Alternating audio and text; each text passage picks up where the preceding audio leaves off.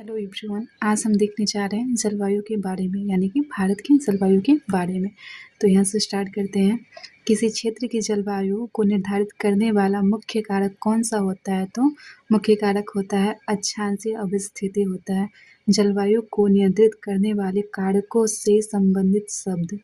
जलवायु को नियंत्रित करने वाले कारकों के लिए एक शब्द लैंड फॉर्म्स प्रयोग किया जाता है। यहाँ पर उसका फुल फॉर्म है जो जलवायु को प्रभावित करता है। लैंड फॉर्म्स में एल का क्या मतलब होता है? तो लेटीट्यूड होता है, यानी कि अक्षांश होता है। ए का क्या मतलब होता है? तो अल्टीट्यूड होता है, यानी कि ऊंचाई होता है। एन का क्या मतलब होता है? तो नियरनेस फ्रॉम सी, यानी कि समुद्र से निकटता होती है। डी का क्या मतलब होता है? डायरेक्शन ऑफ वाइंड, यानी कि पवन की दिशा होती है। एफ का मतलब फॉरेस्ट होता है, यानी कि वन होता है। ओ का मतलब ओशियन करंट होता है, यानी कि समुद्री जलधाराएं होती है। आर का मतलब रेनफॉल होता है, यानी कि वर्षा होती है। एम का मतलब माउंटेन होता है, यानी कि पर्वत या पहाड़। इसका मतलब शोल, यानी कि मिट्टी होती है। भारत में ग्रीष्मकालीन मानसून के प्रवाह की सामान्य दिशा क्या होती है? तो दक्षिण पश्चिम से उत्तर पूर्व की होती है। ठीक है, इसके बाद हम देखते हैं भारत के उत्तरी पश्चिमी मैदानों में शीत ऋतु में किसके प्रभाव से वर्षा होती है? तो पश्चिमी विक्षोभ के प्रभाव से होती है। भारत के किन राज्यों में शरद ऋतु में वर्षा होती है? तो पंजाब और तमिलनाडु में। भारत में औसत वार्षिक वर्षा कितनी है? तो 125 सेंटीमीटर है। इसको हम बाद में पढ़ेंगे। भारत में सर्वाधिक वर्षा किन क्षेत्रों में होती है? तो पश्चिमी घाट, पूर्वी हिमालय तथा मेघालय में होती है। जैसे कि यहाँ पर ये भारत है, मेनली रफली बना देते हैं। तो ये पश्चिमी घाट हो गया और ये यहाँ पर सबसे ज़्यादा वर्षा होती है भारत में। ये मेघालय है, अरुणाचल प्रदेश, असम वगैरह है। ठीक है, पश्चिमी घाट, पूर्वी हिमालय तथा मेघालय में। उसके बाद आता है भारत में उष्णकटिबंधीय मानसूनी जलवायु पाई जाती है तथा यहाँ सर्वाधिक वर्षा दक्षिण पश्चिम मानसून द्वारा होती है। सबसे ज़्यादा वर्षा किस मानसून से होती है? तो दक्षिण पश्चिम मानसून से होती है। जलवायु को मानसूनी जलवायु कहा जाता है, भारत की जलवायु को। ठीक है,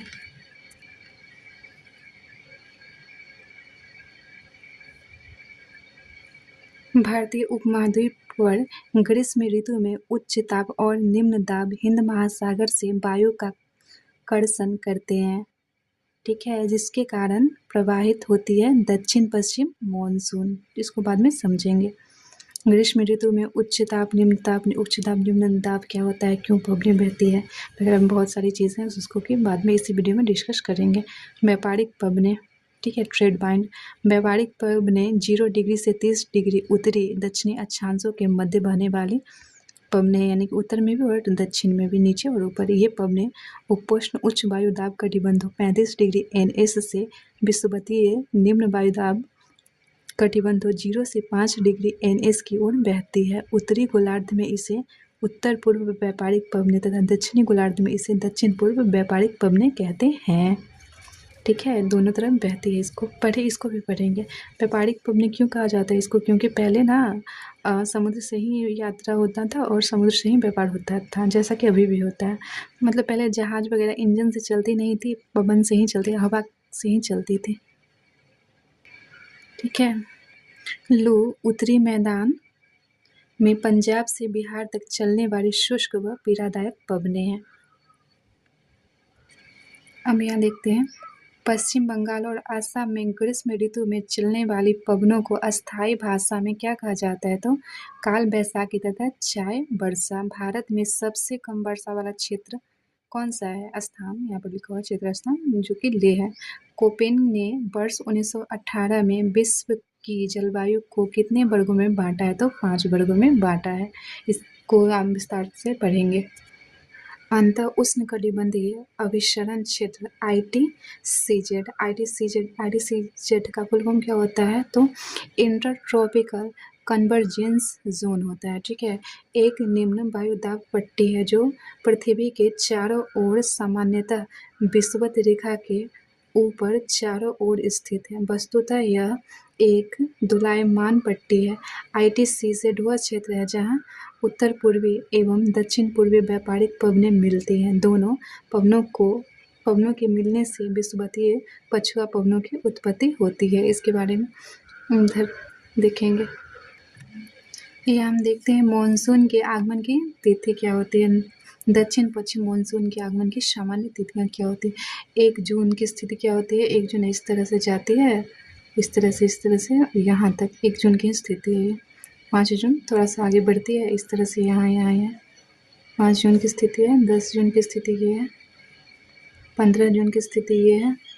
1 जुलाई की स्थिति यहाँ से यहाँ तक है और 15 जुलाई की स्थिति यहाँ तक है। ठीक है, इस बार लौटती मानसून को बाद में हम देखेंगे इसके बाद। ठीक है, तिरुवनंतपुरम से कहाँ तक, यहाँ तक समुद्र के रास्ते जाती है, ना कि इधर से जाती है।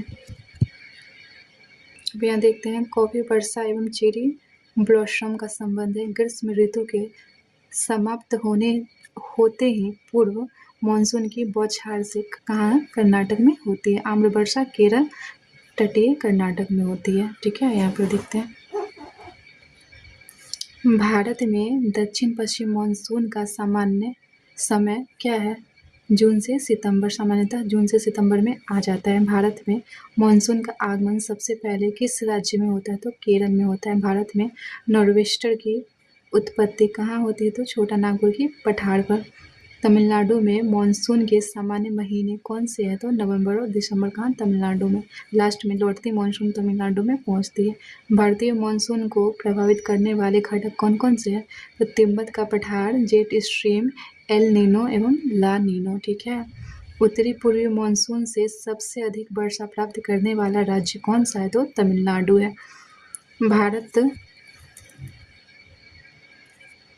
भारत के किन क्षेत्रों में औसत वार्षिक वर्षा 200 मिलीमीटर होती है, यानी कि 20 सेंटीमीटर। तो कहाँ, जम्मू कश्मीर और पश्चिमी राजस्थान यानी कि जैसलमेर वगैरह क्षेत्र में सबसे कम वर्षा यही होती है। ठीक है, अमृतसर एवं शिमला लगभग एक ही अक्षांश पर स्थित है, किंतु उनकी जलवायु में भिन्नता कम के कारण क्या है, तो उनकी ऊंचाई है। यानी कि जिसकी ऊंचाई ज़्यादा है उस वहाँ पर ठंडा ज़्यादा है, जिसकी ऊंचाई कम है वहाँ पर ठंडा कम है।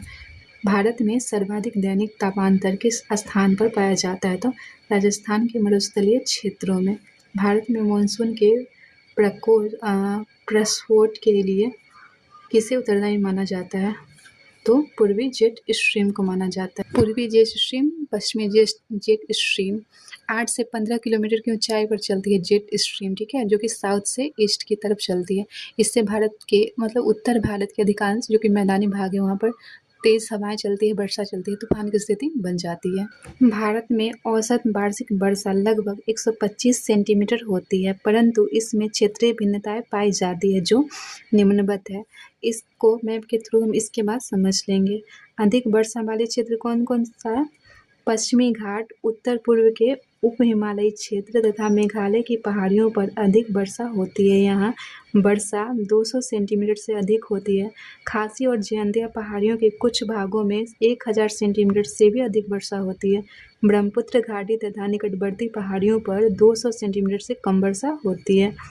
मध्यम वर्षा के क्षेत्र गुजरात के दक्षिणी भाग, पूर्वी तमिलनाडु, ओडिशा सहित उत्तर पश्चिमी प्रायद्वीपीय झारखंड, बिहार, पूर्वी मध्य प्रदेश, उप हिमालय के साथ लगा हुआ गंगा का उत्तरी मैदान, कछार घाटी और मणिपुर में 100 से 200 सेंटीमीटर के बीच वर्षा होती है। कहाँ, यही सब भाग में मध्यम वर्षा वाला क्षेत्र है। ये न्यून वर्षा वाला क्षेत्र कौन कौन से हैं और अत्यल्प वर्षा वाले क्षेत्र कौन कौन से हैं, तो निम्न वर्षा यानी कि कम वर्षा वाला क्षेत्र पश्चिमी उत्तर प्रदेश है, दिल्ली है, हरियाणा, पंजाब, जम्मू कश्मीर, पूर्वी राजस्थान, गुजरात तथा दक्कन के पठार पर वर्षा 50 से 100 सेंटीमीटर के बीच होती है। अत्यल्प वर्षा वाला क्षेत्र कौन कौन सा है, प्रायद्वीपीय भारत के कुछ भागों विशेष रूप से आंध्र प्रदेश, कर्नाटक और महाराष्ट्र के वृष्ट छाया प्रदेश कौन सा है, जो कि यहाँ पर पहाड़ है, पहाड़ के इस डायरेक्शन में आता है। वह लद्दाख और पश्चिमी राजस्थान के अधिकतर भागों में 50 सेंटीमीटर से भी कम वर्षा होती है। जेट स्ट्रीम क्षोभ मंडल के मध्य अक्षांशों में धरातल से 12 किलोमीटर ऊपर पश्चिम से पूर्व दिशा में चलने वाले एक प्रवाह का नाम है।